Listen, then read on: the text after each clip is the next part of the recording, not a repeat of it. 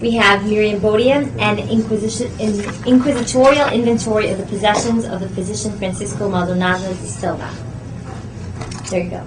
Okay, I'd like actually to open with a few words about my understanding, and it's certainly not my discipline, but my understanding of material culture and what I would like to, the ways I would like to think about it. It would seem to me to be the culturally significant ways in which people relate to material things that are the product of human labor, whether it's agricultural product or mechanical or artistic, and how those relationships change over time, and looking at these things in their total human setting. And so for the text I've chosen, is actually one of 29 texts around the property of an inquisitorial prisoner. And I'm bringing only the one that is the fullest list, although the others would be of interest here too, but obviously I couldn't include all of them. And the setting is colonial America, something we really haven't talked about here.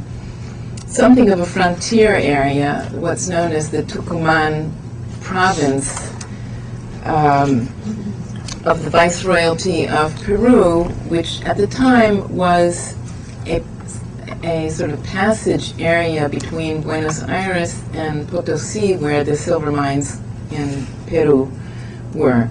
And it became a vital source of food production in the period I'm talking about, the late 16th and early 17th century, for the Potosí area. The mining area was mountainous.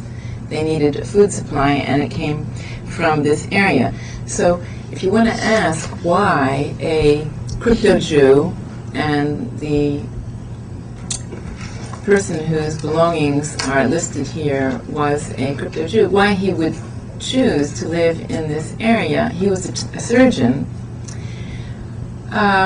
It was presumably because he felt that he could make a good living taking care of the medical needs of the merchants with contraband material, commodities, who were passing from Buenos Aires to Potosí and back with contraband silver. And so, in other words, the merchants who were passing through were quite wealthy. He actually had to struggle to make a living, but that's how he got there. And there were a number of, it was actually Portuguese New Christians who opened up this contraband trade in this area. He was the son of a Portuguese New Christian a surgeon from Lisbon, who had settled in the Viceroyalty of Peru. Not clear whether the Inquisition had been established there or not. It was established in 1569. His father married the daughter of an old Christian encomendero, that is someone who had, as a member of the small European elite, who had a grant that gave him the right to exploit Indian labor, and in his case to raise agricultural produce needed in Potosí. So here you have this crypto-Jew, the father was a crypto-Jew, who married a new Christian woman and had immigrated from Brazil in a path taken by many new Christians to Potosí, first in the silver mines, and then moved to the Tucumán province. This is the father of the person we're talking to. He married, established a family of 5 children, and in 1600 was informed on by some of his erstwhile companions in Potosí and was arrested. At the time his son was about 9. He confessed, he expressed penitence, he was reconciled in 1605. But, and why am I telling you all of this, but his meager property was confiscated. Now this leads to a kind of mystery about the books in the list, which those of you who've looked at the inventory see that books comprise a large part of it, because Francisco Maldonado de Silva said, when he was interviewed by the Inquisitors, that he had inherited the library from his father, and it's certain that at least one important item on the inventory he had inherited from his father. So if his father's library was confiscated, and of course everything else, so that he was impoverished, how did he build up such a library? And remember, these are books, European books. Was he buying European books that were shipped? One could understand if he brought the books with him from Lisbon when he initially came, hoping to make his fortune, which he never did. But did he build up such a library after his reconciliation and period of penitence? In any case, after his trial, he and the auto de fe, he was required by the terms of his sentencing to serve as a physician in Callao outside Lima. His son joined him, Francisco, and became basically his apprentice, which of course was very common in the early modern period for a doctor to be apprenticed to his father. But he also took the opportunity to study medicine at the Universidad de San Marcos in Lima and attained the degree of, basically the bachelor's degree. He became Bachiller Francisco Maldonado de Silva. After the death of his father, he returned to Tucumán province, where he followed in his father's footsteps, married an old Christian woman. The relative, perhaps an orphan of an old Christian encomendero. And at the time of his arrest in 1627, he had a daughter and was expecting another child. Now, his arrest was something he himself sort of set in motion.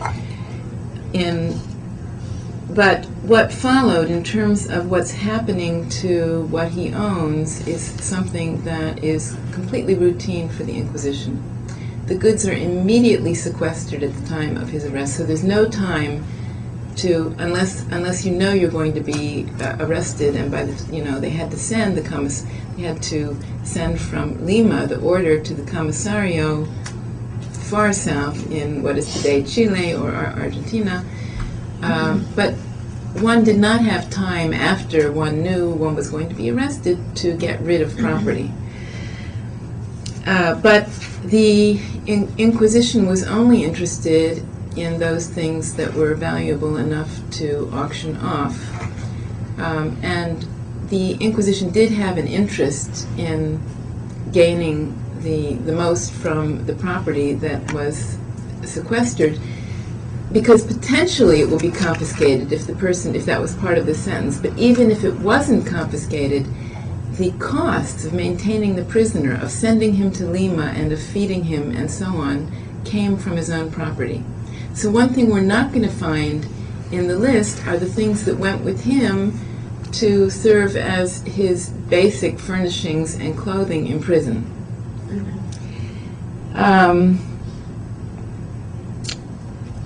There is something that is strangely missing, something that he did not need in his prison cell and certainly had. He's clearly someone, if you look at the list of books, the fact that he went to university to study medicine, clearly someone stuck in this frontier province who had high professional standards.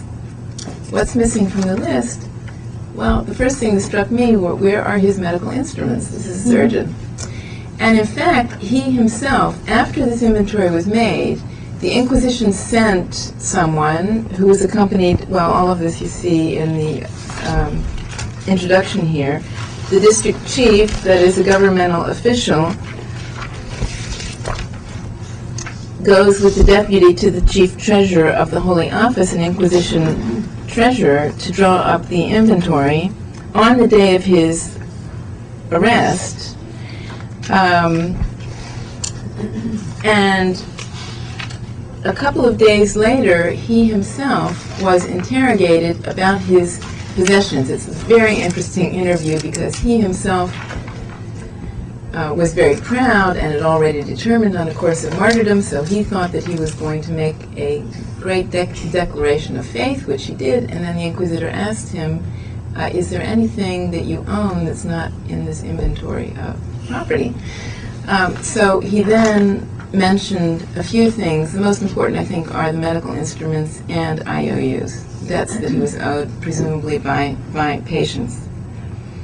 So I guess the one thing I'd like to turn to first here, I mean, there are a number of questions, but where do these things come from, and what do they mean in the context where they are, because many of them are from Europe. How did he acquire them, and what do they tell us about his values, his place in Tucuman society, which is a very different environment from the European environments we've been looking at. The Europeans are very few. They're surrounded by a large Indian and slave population. Well, fewer slaves in this particular area, but as we can see from the inventory, he himself owned 4.5 slaves. The fact that he's living in this frontier area, I believe, made it possible for him to contract the kind of marriage he did. Women were in short supply. He married apparently an orphan, but the lines were not the lines that separated one European from another in Europe were not nearly as clearly drawn in Spanish America, where the real distinction was between people of color and everybody else. I think another thing I want to add just before we start looking at what he had, or what the people who drew up the inventory found, is what his wife brought to the marriage. She was an orphan, but she was in the charge of this member of the frontier elite, not necessarily very wealthy frontier elite, but not as a non-member of his immediate family. She did not get a very distinguished dowry. She had linens that were assessed at 326 pesos and 250 pesos in cash. That's what she brought to the marriage. And Maldonado's contribution was 300 pesos in cash, which he claimed to be 1/10 of his wealth. So we have that number as sort of a starting place. Of course, it's what he told them at the time of his marriage. We have no guarantee that in fact represented, that reflects the reality. And he made a commitment of 1,800 pesos in case of his death to her dowry.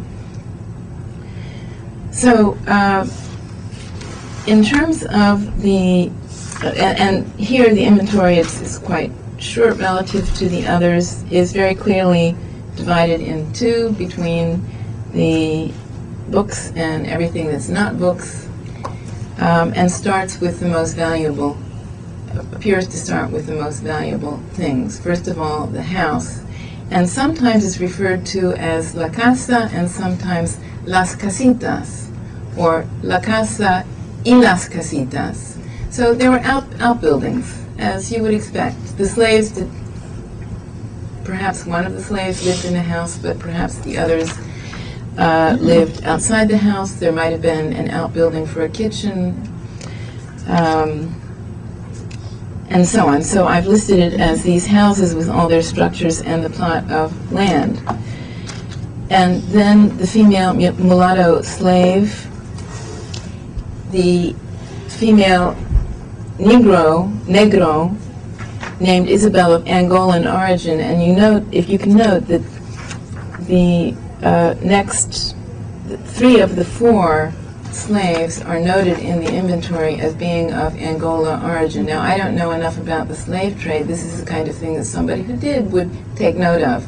What does it mean that they're noting that these are of Angola origin? Do you know? So, from what I've seen so far, is slaves from certain regions were considered better workers, less of troublemakers, and also religion played a part in it. Certain slaves from certain religious backgrounds were seen to be literate. Muslim slaves were literate often. And from what I know so far, also some slave owners preferred not to have slaves from the same community with one another. And some owners preferred to have literate slaves of Muslim owners because what it could do for their estate. Okay, I'm And certainly cost. assuming that the Angolan gives value because these inquisitors are not disinterested. The Angolan slaves were considered to be slaves of, I mean, it sounds very sexy, but the slaves Yeah. of a good price. Okay. I don't want to go through the whole list, but he also owned some animals, which you would have had to have for travel. He must have traveled long distances to serve his patients. They had doctors made house visits in those days. And then to a chest which held, a chest from Panama, indicating that it was American made, which held 3 quires of paper and a very interesting item, a hair shirt. Well, actually the term can mean either a hair shirt or a hair belt, but in any case it's something that one afflicts oneself with. Now this was not unusual in Iberian ascetic practice, and in fact a very interesting, some light is thrown on this in the dossier, the Inquisition dossier of Francisco Maldonado de Silva, when he relates that one of the requirements of Yom Kippur, I mean among the others of fasting and taking one's shoes off and lying on the floor, is to wear a hair shirt. So he evidently used this for what he regarded as a necessary Yom Kippur practice. I assume that the fact that he has an old doublet and a cape and another cloak, these, if we're just looking at the inventory that had figures, the capes and the cloaks are worth a lot more than, does this make sense, Laura, than other pieces of clothing? I think probably, yeah. Paula. Oh, Paula, what did I say? Laura. People do that often. Probably the second time we did it. Those Yeah, two Paula, names. sorry. But I think that would probably be true, right? Because that just is a lot of fabric. That he would keep it under lock and key. Well, he was arrested in April in Chile. It's probably pretty cold in April. I don't know. Well, I don't know. What is up with a hair shirt? A hair shirt. Well, I don't know exactly what was used then, but basically it's a piece of clothing that's got horsehair. Yeah, it's That you wear So it against. just irritates. You wear it against your body. Itchy and and irritates. it's very uncomfortable. Yeah. And I don't want to go into the other things except to say he's got here, it says they make the inquisitors stipulate that it's a length and a half of black Castilian baize, that this is a textile from Castile. In other cases it's not, an old travel bag or mattress cover, I'm not sure there, of course gray cloth. But he's got 2 worn Rouen sheets. Now, this means that the fabric was manufactured in Rouen, but Rouen is also the name, sort of the generic name of the type of fabric. It was a type of cotton broadcloth that happened to be manufactured in Rouen, and so on. A lot of things are labeled old, worn. Those are the 2 main, but as I understand from Paula, this does not necessarily mean that they were what we would consider tattered and right, but they torn, that they had less value than something that was brand new. And then we go straight into the books. Now, I don't know for certain, and we just don't know how the inquisitors here dealt with the wife and her dowry. She later went to Lima with her dowry to reclaim part of her dowry, and unfortunately the Inquisition, when it confiscated the property of a prisoner, I was about to call them suspects, but really once you were arrested you were pretty much convicted. But I think that she must have been allowed to keep her clothing and perhaps a mattress, and it's simply not included for that reason. Where she lived, I don't know, because she later had to fight to be given permission to live in one of the casitas, which may have been the home of a slave before. She became quite impoverished by all of this. Then we come, What about kitchen things or just? they said there were some pots and pans that weren't worth mentioning at the end. There's an old desk with an old tablecloth, two old brass candlesticks, some pots. At page 80, some pots and baskets in which there seemed to be some wheat. 2 mules holes. And when he says, having searched the house and its rooms, the person making the inventory said he had found nothing but some pots and baskets in which there seemed to be some wheat. This implies nothing of any value. So, I was also curious about the wife's belongings, especially not only rosary but saint pictures for Saint Days, processional objects. well, that's the other thing that's missing from here. What about religious objects? There are no religious objects listed. And again, I can only speculate that she was allowed to keep those objects. One thing I'm sure of is that he did not take them with him. He basically declared his stance of martyrdom immediately. That's the only thing. It's almost inconceivable that you would have a Spanish home in Spanish America without any religious objects. I mean, they may not have. I wonder. That's actually a question. Inventory or sequestered this type of materials. They may also have taken either things of value or things that they might think might possibly convict him of, might find some materials that might help them in their case. Books in that. Well, then they really made a mistake by not taking the books with them. But Well, I was thinking that though, but from the other side of why the wife would at that point have put forward the saint pictures and other religious rosary objects to try and get, I mean, I don't know what their relationship was, but to try and get her husband kind of off the hook of the Inquisitorial. well, all of these things are the kinds of things that one can speculate about, but we really don't know. Now, the list of books. To me, this is a figure I know very well. I worked on what remains of his dossier. It's not actually the original dossier, but summaries that were sent to the Suprema, the Supreme Council in Madrid. And I think it's important here because, for me, the most interesting aspect of his possessions were the books and what they had to do with his Judaizing. There is no book here. There were many people in South America and elsewhere in Iberian lands who owned books that were on the index. The Inquisition was a totalitarian institution, but it was not all-powerful, and books were smuggled. Certainly Protestant translations of the Bible, for example, were smuggled not only into Spain and Portugal, but also into Spanish America. And there is nothing here that belongs on the index.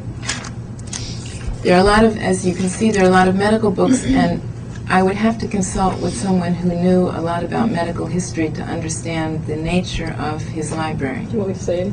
Oh, yes. I've been looking at it. Yes, I do. Yeah, I mean, absolutely. So, you can tell me if I counted correctly, right? About 2/3 of the 55 books are medical, surgical, or deal with materia medica, which is to say natural history and pharmacology. It's a really good, it's a library of a very educated and wealthy physician.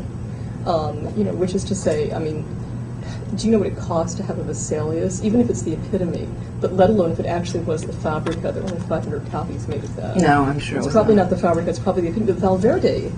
The Valverde is, Valverde, it creates and improves on it. It's a highly illustrated book that appears both in Italian and Spanish in the 1560s. And, the Matthioli is one of the best sellers of this period and appears in multiple languages. It's an enormous book.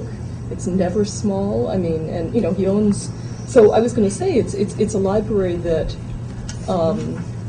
you would find also. It is the library of a European educated, physician, and even the presence of books like Monades and what I assume is probably Garcia Dorta in Spanish translation, the de las drogas y medicina de las medias orientales, probably Garcia Dorta, just judging by the title, though I can't be absolutely sure about that. But so those are books that many European physicians would have had. So that just kind of briefly, I just thought, this guy, he really read. He'd read all the ancients, he'd read all the moderns, he has all the Spanish and Italian physicians. He has Savonarola, one of these great 15th century writers, and not actually so directly related to the famous preacher, but so that's just briefly, my kind of comment on it, that it is a very interesting library to understand the presence of that kind of learned physician. It's also, actually, maybe say one more thing, because the fact that he's a surgeon and has this library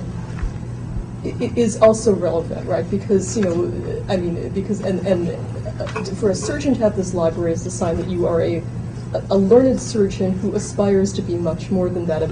Maybe I'd also make a comment that I suspect in this context, and I'm sure there's been work in fact, I think I know there's been work that's been done on this, that the sort of distinctions, just like the other distinctions you're talking about between being a physician, a surgeon, an apothecary, of course, end up having to disappear, right? So this is a library of a guy who does everything, would be my first presupposition, though I'd want to know if any traces are. I'm quite sure he does everything. He does it all. There were not a whole lot of physicians. Right, this is, little towns where he practiced. So. But also, I would say, a conscientious one who wanted to have a sort of maximum.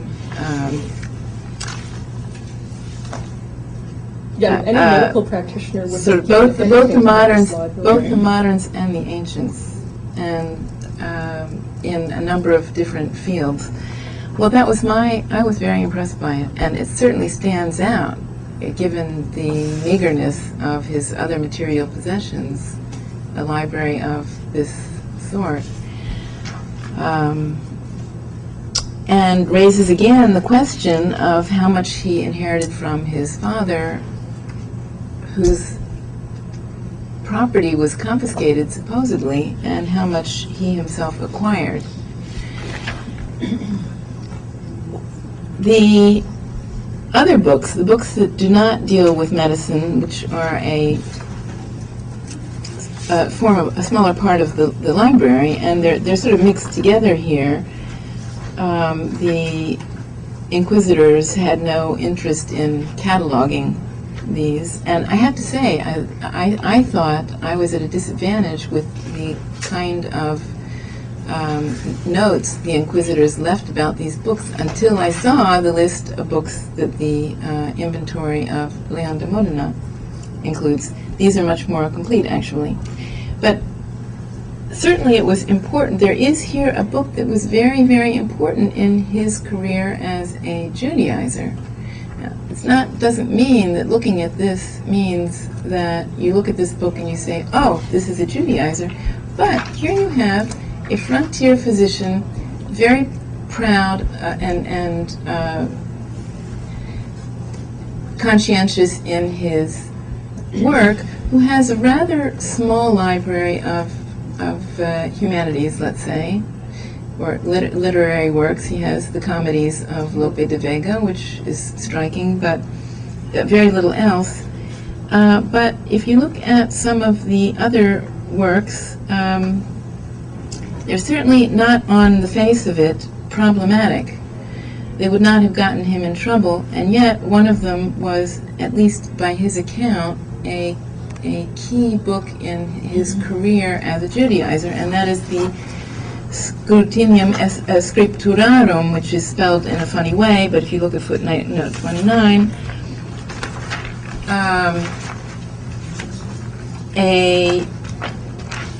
an anti-Jewish book, actually. It's a polemical book that was written by a 14th century, a well-known 14th century baptized Jew, Pablo de Santa Maria, who was interested in persuading his ex-co-religionists to convert. We know that this was a book that Maldonado de Silva inherited from his father, and his father probably brought it with him from Portugal. Since it was an anti-Jewish work, of course it was not on the index. This book is quite interesting. It's divided into two parts, one of which is a debate between a Paul and a Shaul. And in the course of the debate between the two, you get the really basic Jewish arguments, polemical arguments against Christianity. And so when he was actually quite glad, because he had chosen the path of martyrdom, to relate his conversion experience when he read this book. His father did not induct him into Judaism, according to him, because he maintained his fictive Catholic outward posture after his reconciliation. It would have been very, very dangerous for him to have been arrested for a second time.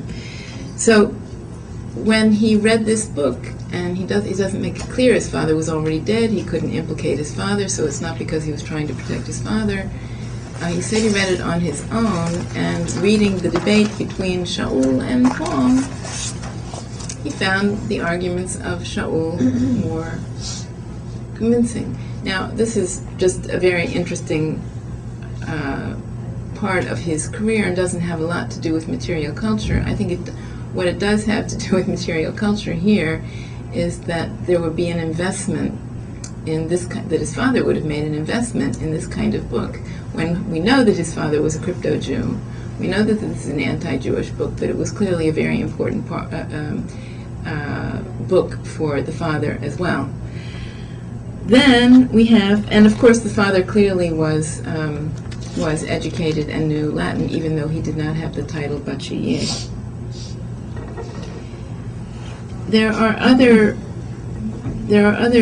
books here that are interesting and don't necessarily, that we can speculate about them, but don't actually come up in the trial. But there are some that do come up in the trial, and one of them is on page 80, the Psalmi Davidis, which might have raised some eyebrows if he had been suspect otherwise, but there was no reason for him not to own it. And it's interesting that Isaac Cardoso also made use of this book before he left Spain to try to glean from it Jewish information. What is this book?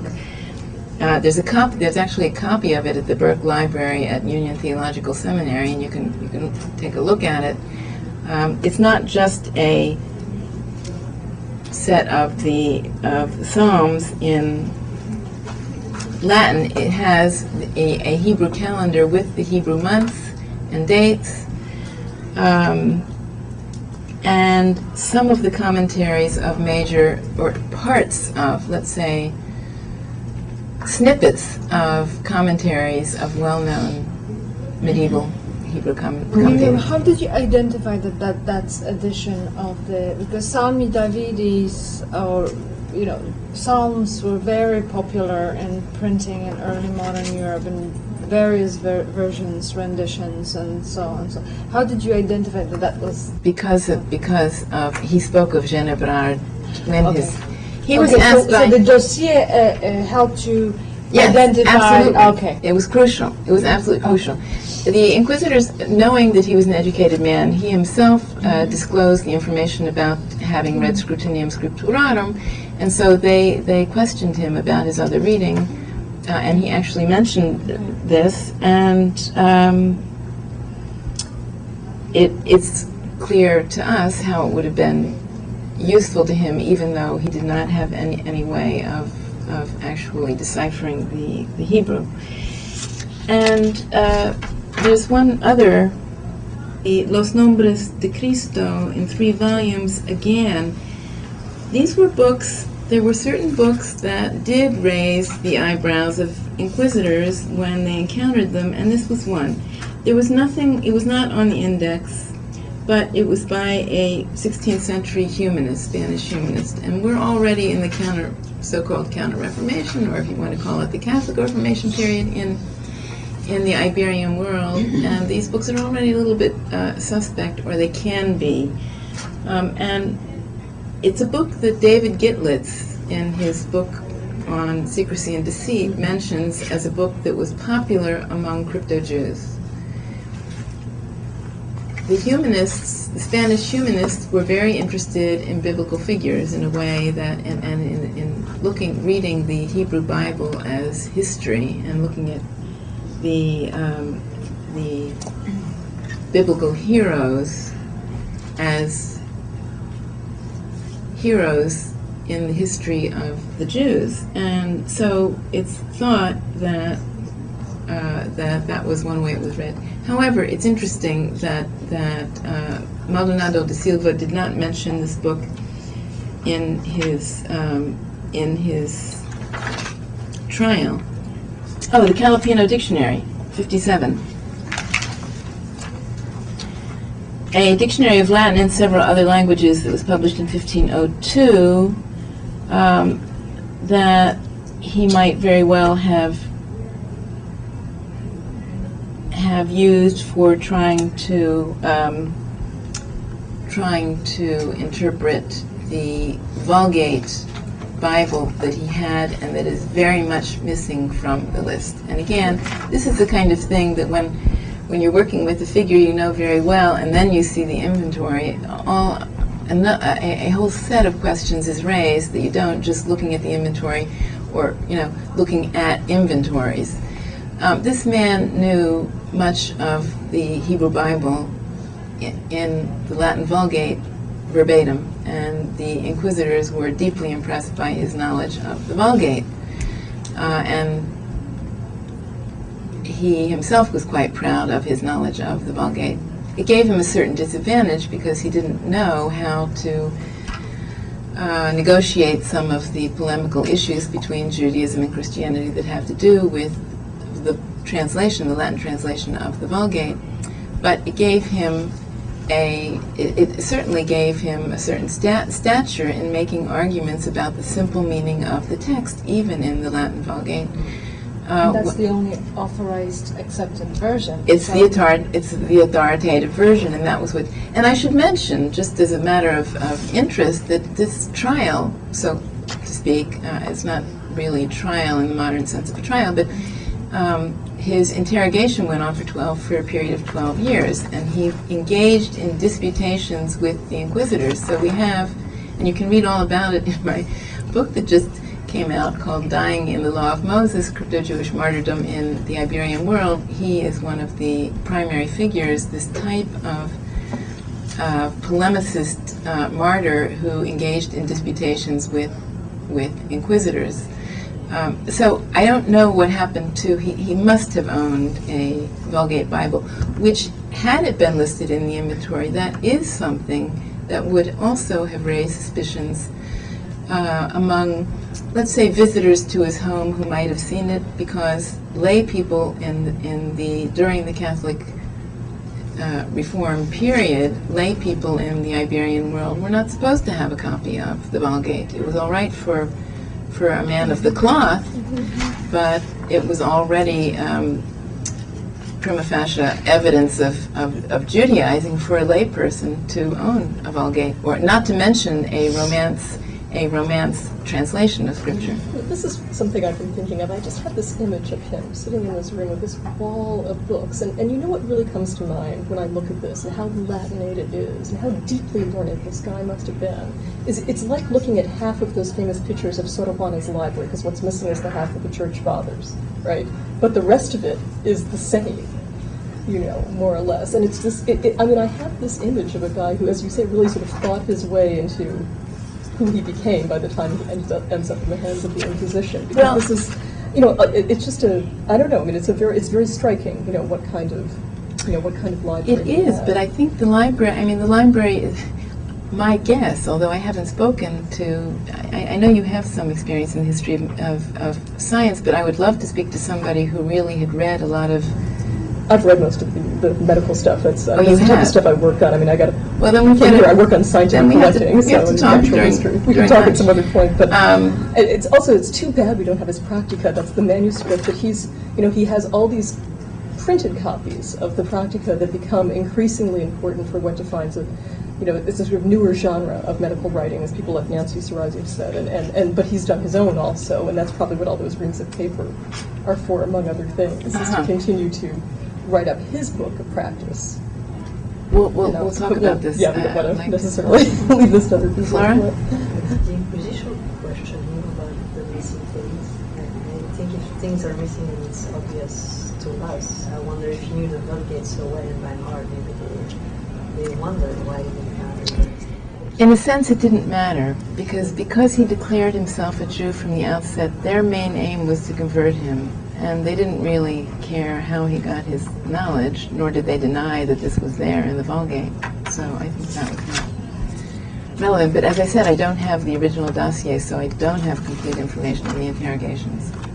Was the Psalms less objectionable than the rest of the Bible? Were the Psalms? Yeah, in other words, he has a Psalmi Davidis, and you said, well, he doesn't have the Vulgate because that would have been questionable. No, I'm not saying that. I don't know Okay, why well, the Vulgate doesn't appear You here. said, You didn't say because, but you said he didn't have a Vulgate. You said that, in fact, that would have been something that might have raised eyes because by this point, the Vulgate was already, a layperson having possession of the Vulgate was kind of odd.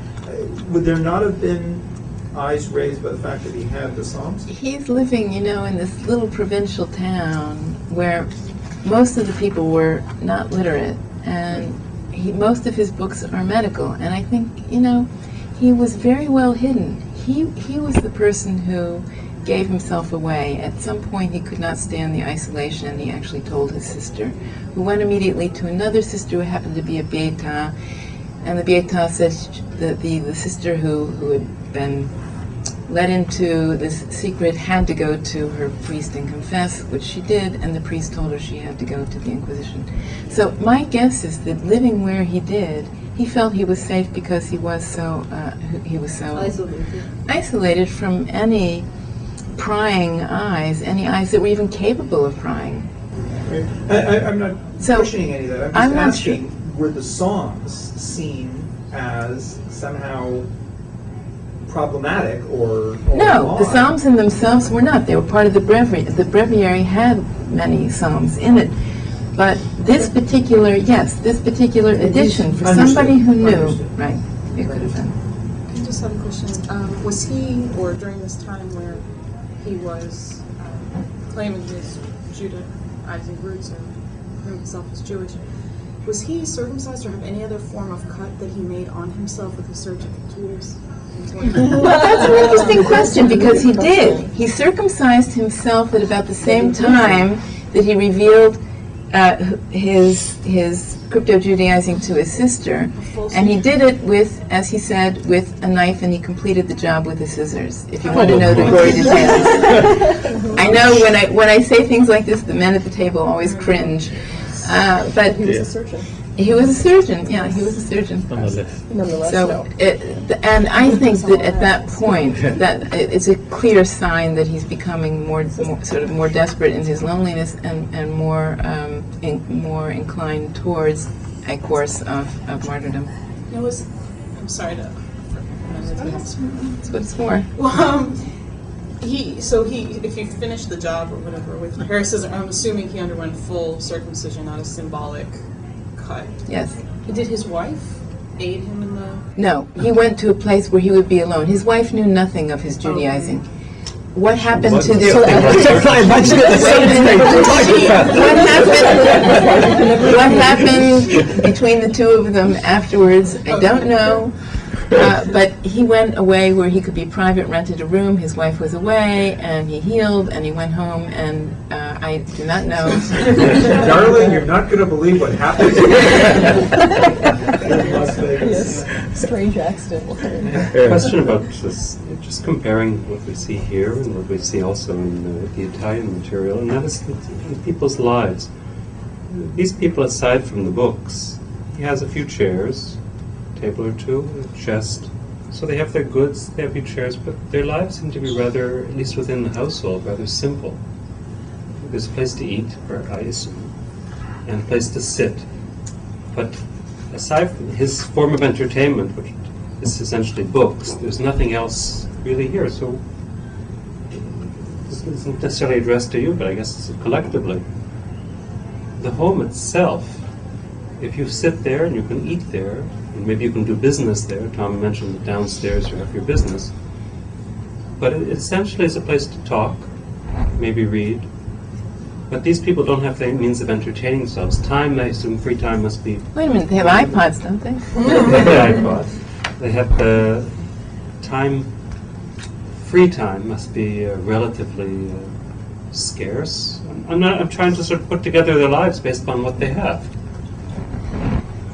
And, well, I think this the doctor requires was busy. a much broader discussion of than, I mean, this really cannot be a question addressed just to me. No, I didn't say it was just you. But your case as well, this is a man who has relatively little at home in terms of, aside from getting dressed and reading his books, he has a lot to read. But if I understand, he has to travel to his That's why I said he has little free time, right? He's no, not but it seems to me that the story we heard is that this... The traveling takes. He doesn't have a lot of free time, very little free time. Oh, you're saying he doesn't? We don't Right. know. You said We no. don't know. There may have been dry spells when nobody got sick, you know. No, but I understand that the lack of things to do was his eventual downfall. I mean, he didn't have people to talk to. I mean, the story that we were told was this man got lonely to the point of martyrdom. I mean... Well, he let's put it this way, that we have no knowledge of anyone else who, with whom he shared his crypto-Judaizing, only his sister. There were no other witnesses against him, only his two sisters. And he himself made the decision that his father had made after he was reconciled to do his Judaizing entirely in isolation. And I would like to return, not that I want to exclude your question, which is a very important one. Nadia. I want to make a point here. We have mentioned the wife, who later asked for a dowry, went to Lima and pleaded for a dowry and so on. Now, I don't know as much about the inquisitorial practice in the new provinces, I mean in America. But I do know about canon law and inquisitorial practice in Europe, which means that the wife, usually the Catholic wife of someone who was accused or even found guilty, was usually not only freed, but also she had a right to her dowry by law. I mean, There's no question that she had a right to her of dowry course, by law. Of course. Now, this property is probably his property because her property wouldn't get into the hands of the Inquisition in the first place because it was hers. So I suspect that she had other stuff in the house that belonged to her. And she probably said, this and this and this belong to me. Probably all the house linen. Certainly her clothing. Certainly has clothing, maybe house linen, because women usually got that as a dowry. Maybe some jewelry, maybe other stuff that was hers. And as a good Catholic, they had no reason to confiscate it. They didn't. But the Lima Inquisition, the Lima Tribunal was known for its venality, and she was forced, she may have gotten minimal things, but she was forced to travel to Lima. She had to go before the Inquisition twice and argue her case, bringing her dowry before they agreed to give her 200 pesos. Her arguments are quite interesting from the point of view of material culture. She was very concerned about the slaves and the animals. Why? Because for 12 years, the Inquisition had sequestered slaves and animals. She was afraid that the slaves could get ill, die, or escape, and that the animals could also. And so she begged them to auction the slaves and give her the rest of her dowry. And they did that. The auction was held before her husband was killed, but she received the rather minor compensation, not the full price of the slaves, only after he died. And you know, why it happened this way, why she was forced to go through with this, I think really has to do with the way the Lima tribunal operated and the great distances that were involved. But No, what I was that's arguing, speculation. What I was arguing is that this inventory may not represent all that was found in the house. I'm sure it doesn't represent. Even they themselves say, you know, they found some pots and pans that aren't worth mentioning. Well, You know. yes. Well, but I'm not talking about pots and pans. I'm talking about her property, which might not be listed. Well, I don't know. I do know that they did accept her argument when she went to Lima that she was due more than she had been given. Maybe the slaves were hers and they were sequestered because they were roles or something. Well, we know what she brought to the event. The good part is that we know what she brought to the marriage, and certainly it was not a lot. Certainly not enough for her to be owning these slaves. But exactly, I mean, we just don't know enough about what she was left with when they sequestered these items. I was wondering about the slaves because I understand that they didn't have a kind of agricultural thing. So why the kind of small house, not a lot of property we can guess. So why do they need 4 slaves? Well, I think that's a good question. How were these slaves used? And one was presumably used for domestic work. There 4 are two. slaves for this kind of not big house. But they do have some land, right? Well, there's a 50-year-old female slave, the plot of land, we don't know how large it was, a female mulatto slave, a 24-year-old slave who has A child. an infant, a 20-year-old male slave, and a 12-year-old male slave. Maybe it would be a state family. I think that's the kind of thing that if I knew a lot more about colonial Spanish-American life in this province, I could address, and that's one of the problems here. I'm trained as a historian, and this is not my area of specialty. I think that's a good question. What were they doing? How were they employed in the household? I'd like to, in the time we have left, I'd like to return, though, to the books, partly in response to what Paula said. Yes, he was a very learned man, and he seems to have had a rather full medical library, but his resources from a theological point of view were incredibly meager. Which makes me think is his father's library, also because so much of it is 16th century. So much of it is 16th century, and so it becomes even more remarkable that he was using these very meager materials to build a case that, you know, he argued for 12 years, and he also wrote notebooks, and he wrote a letter to the Synagogue of Rome, which he was able to write on scraps of paper that must have come with food, and he made a pen out of charcoal in his cell, and some of this was preserved because the inquisitors were so, unfortunately it's not like that cap or piece of cloth from Venice. It was preserved, but I didn't find it in the file, in the dossier that was sent to Madrid. It was probably in the dossier in Chile. He sewed together these little scraps of paper, and they saved this one document that he had written, which is really remarkable. His theological argumentation is really very coherent. It's systematic. I'm sure he learned from his father, and his father was in contact with this whole group of Judaizers at Potosi, but the level of sophistication is well beyond what you expect from conversos who have an ancestral tradition that's sort of folkloristic. It was far, far beyond that. Is there any discussion of him having discussions? Because then I start thinking there's some local priest with a library that he, at some point when he hasn't revealed his reasons, has maybe had access to. Because people share books, as we talked about earlier, so much that you have to think that some of that reading, unless it just got spirited out of the library, the reading really is going on elsewhere, because it does seem hard to believe that he could have constructed something so sophisticated only from the few books that remain on this list? I mean, it's possible. Well, that's one possibility. The other is he spent 6 years with his father in Callao, and his father had been in touch with this group in Potosi, and his father came from Portugal in around 1570.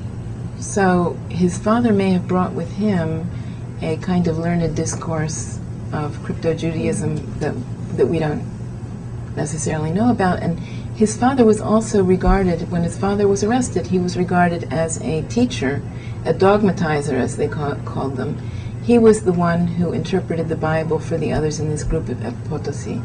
So during those years in Callao, he presumably got some instruction from someone who did have other sources. I have two questions. The first is I was wondering if you knew, while he was in prison, what his relationship was with presumably other accused Judaizers who were in the prison itself. And then the second question is if you have read anything about if in his disputation or in any of his writing, if he had spoken about the indigenous peoples and their connection with Judaism and Judaism. Well, those are two very interesting questions, not necessarily focal questions for this conference, but let me just talk about Inquisition cells and material culture. You know, I would very much like to have a better picture of what the conditions were in Inquisition cells.